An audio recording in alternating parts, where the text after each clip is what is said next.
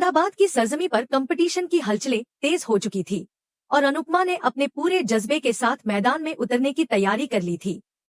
उसके चेहरे पर गंभीरता साफ झलक रही थी, क्योंकि वह जानती थी कि ये मुकाबला सिर्फ उसके हुनर का नहीं, बल्कि उसकी बेटी भारती की जिंदगी को नई दिशा देने का जरिया भी है। टीम के हर सदस्य को अनुपमा ने व्यक्तिगत रूप से तैयार किया था और अब जब असली परीक्षा का वक्त आ गया था, वह अपने संकल्प को और मजबूत करती जा रही थी।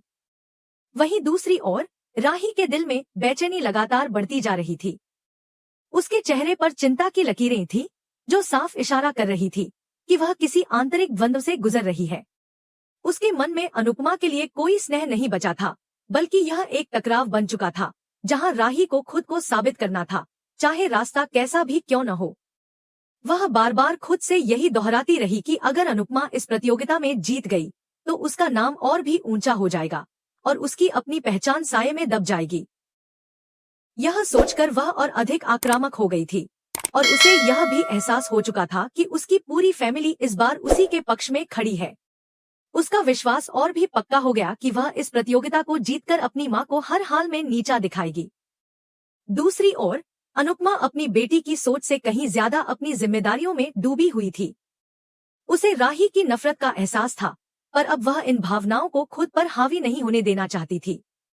वह मन ही मन सोचती रही, अगर मेरी बेटी मुझसे हार गई तो उसका गुस्सा और नफरत और भी गहरी हो जाएगी। लेकिन अब समय आ गया है कि मैं सिर्फ अपने लक्ष्य पर ध्यान दूं। भारती की हालत उसकी आंखों के सामने थी। वह चाहती थी कि उसकी बेटी फिर से अपने पैरों पर चल सके, फिर से जिंदगी को उसी जुनून के साथ जी सके जैसा वो कभी जिया करती थी। इसीलिए अनुपमा ने खुद से वादा कर लिया कि चाहे कुछ भी हो, वह इस प्रतियोगिता में कोई चूक नहीं करेगी। उसी दौरान प्रीत अनुपमा के पास आती है और दृढ़ता से कहती है, आप चिंता मत कीजिए, हम इस प्रतियोगिता को जीतने के लिए आए हैं, किसी को हराने के लिए नहीं। हम दिल से जीतेंगे, पूरे समर्पण के साथ। अनुपमा की आंखों में चमक आ जाती है और वह प्रीत से कहती है, तूने जो कहा वो बिल्कुल सही है। अब हमें सिर्फ जीत के बारे में सोचना है, ताकि भारती की जिंदगी में फिर से उजाला आ सके। तैयारियों की गूंज जैसे जैसे तेज होती गई, प्रतियोगिता का दिन भी नजदीक आता गया। हर किसी के दिल में हलचल थी। राही भी अब और ज्यादा बेचैन हो चुकी थी। वह खुद से लड़ रही थी और यही सोच रही थी कि अगर अनुपमा जीत गई तो सब लोग उसकी तुलना में उसे कमतर समझेंगे। वह यह बात किसी से कह नहीं सकी, लेकिन उसका चेहरा उसकी सारी भावनाएं बयान कर रहा था। वह सोचती रही कि शायद इसी डर की वजह से अनुपमा ने उसे कुछ नहीं बताया। इसी बीच प्रेम अनुपमा के पास आता है और हौसला देता है, मम्मी, इस बार आप बस अपने कंपटीशन पर फोकस करिए, बाकी सब हम संभाल लेंगे। आप चिंता मत करिए। अनुपमा उसे देखकर मुस्कुरा देती है, लेकिन अंदर ही अंदर उसकी आंखों में गंभीरता और भी गहराई से उतर चुकी होती है। प्रेम की बातों से उसे थोड़ी राहत तो मिलती है, लेकिन वह जानती थी कि अब गलती की कोई गुंजाइश नहीं है। फिर जैसे ही अनुपमा अपने आप को मजबूत करने लगती है, रिच वहां आती है और मजाकिया लहजे में पूछती है, अनुपमा, क्या ये तुम्हारा जमाई तुम्हारे बारे में बहुत ज्यादा सोचता है? इस पर अनुपमा हल्के से मुस्कुराकर कहती है, ये मेरा जमाई तो बाद में बना है, पहले एक सच्चा इंसान है। सारे पल इतने मिश्रित थे कि जहां एक और प्रतियोगिता का तनाव था, वहीं दूसरी ओर रिश्तों की उलझनों का असर भी गहराता जा रहा था। अनुपमा अपने अनुभव, अपने समर्पण और अपने परिवार के लिए इस प्रतियोगिता को सिर्फ एक जीत के रूप में नहीं देख रही थी। ये उसके लिए एक परीक्षा थी, जिसमें अगर वह सफल होती तो भारती की जिंदगी बदल सकती थी, और अगर असफल होती तो शायद उसकी बेटी राही उससे और दूर हो जाती। लेकिन अब उसके पास रुकने का वक्त नहीं था। प्रतियोगिता नजदीक थी, चुनौतियां बड़ी थी, पर हौसले उससे भी ज्यादा ऊंचे थे। अनकही बातों, अनजाने डर और अदृश्य संघर्षों के बीच अनुपमा अब खुद को पूरी तरह इस युद्ध के लिए तैयार कर चुकी थी। उसे सिर्फ एक बात का यकीन था, अगर दिल से लड़ोगे तो जीत पक्की है। और इसी यकीन के साथ वह मंच की ओर कदम बढ़ा चुकी थी, जहां उसका हुनर, उसकी मेहनत और उसकी ममता तीनों उसकी ताकत बनकर साथ खड़े थे। वह कभी मेरा सारथी बना था, उस कठिन दौर में जब राही की तलाश में मैंने अपने आप को लगभग खो ही दिया था। प्रेम उस वक्त मेरे साथ खड़ा रहा, मेरी मदद करता रहा, और धीरे धीरे जैसे वह मेरे जीवन में एक मजबूत सहारा बन गया। उसके बाद वह मेरे बिजनेस में भी हाथ बटाने लगा, मेरी जिम्मेदारियों को अपनी जिम्मेदारी समझने लगा। फिर समय ने करवट ली और राही और प्रेम की शादी हो गई। उस दिन से वह केवल मेरा दामाद नहीं रहा, बल्कि मेरे घर का एक हिस्सा बन गया, मेरा बेटा, मेरी शक्ति। उसके मन में मेरे लिए जो सम्मान था, वह हर दिन उसकी बातों और व्यवहार में झलकता था। उसी वक्त प्रीति ने मुस्कुराते हुए प्रेम से पूछा, तुम्हें आखिर राही कैसे पसंद आ गई?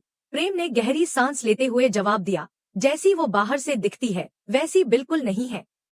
वह भीतर से बहुत भावुक है, अपने परिवार की हर छोटी बड़ी बात को खुद से जोड़कर देखती है, सबके लिए सोचती है, सबको साथ लेकर चलना चाहती है।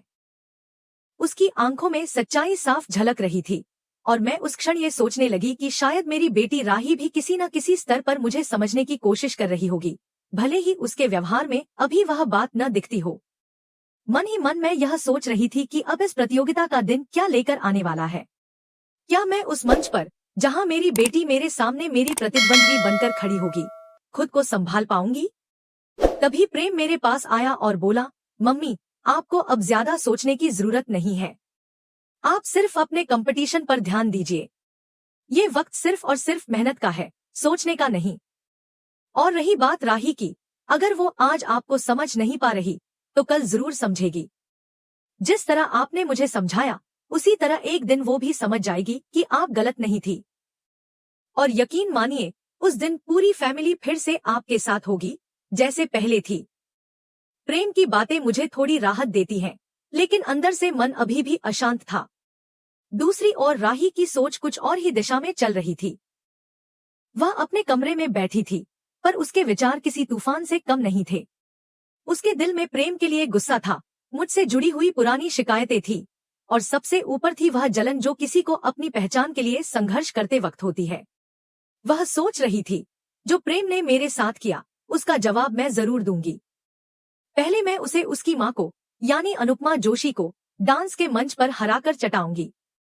मैं हर संभव कोशिश करूंगी कि वह हार जाए, ताकि सबको दिखा सकूं कि मैं किसी की परछाई नहीं हूं। उसका गुस्सा उसे और भी मजबूती दे रहा था। वह बार बार खुद को यही दोहराती रही कि अगर वह जीत गई, तो अनुपमा को कोई भी मुंह दिखाने लायक नहीं छोड़ेगी। उसे अब यह बात बहुत चुभने लगी थी कि हर कोई उसे अनुपमा जोशी की परछाई कहकर बुलाता है। वह चाहती थी कि लोग उसे राही के नाम से जाने, न कि किसी और के साए में। अनुपमा जोशी अपनी जिंदगी में आगे बढ़ चुकी है, तो हमें भी बढ़ जाना चाहिए। मैंने बहुत बड़ी गलती की जो हर वक्त उन्हें याद किया, एक ऐसी औरत को जो अब मेरी प्रतिद्वंद्वी बन चुकी है। राही के अंदर ये भावना अब पूरी तरह जम चुकी थी कि अनुपमा सिर्फ उसकी मां नहीं, बल्कि उसकी प्रतियोगी है, और प्रतियोगियों से न रिश्ते रखे जाते हैं न भावनाएं। उनसे बस मुकाबला किया जाता है, हर हाल में, हर कीमत पर। उसके लिए अब यह मुकाबला सिर्फ एक प्रतियोगिता नहीं रहा था, यह उसकी पहचान की लड़ाई बन चुका था। और इसी भावना के साथ वह खुद को मानसिक रूप से उस दिन के लिए तैयार कर रही थी। यह कहानी अब एक साधारण मां बेटी के रिश्ते की नहीं रह गई थी। अब यह एक ऐसे मोड़ पर आ चुकी थी जहां रिश्ते, समझदारी और दर्द की दीवारें एक दूसरे से टकराने को तैयार थी। हर किरदार अपने अपने द्वंद्व में उलझा हुआ था। कोई दिल से जीतने की कोशिश कर रहा था, कोई अपने अतीत से पीछा छुड़ाने की, और कोई अपने नाम को स्थापित करने की। तो दोस्तों, आने वाले एपिसोड में क्या होगा? क्या अनुपमा इस युद्ध को जीत पाएगी, या राही अपनी पहचान को सबके सामने मजबूती से स्थापित कर पाएगी? क्या रिश्तों की यह कशमकश किसी हल पर पहुंचेगी या और उलझ जाएगी?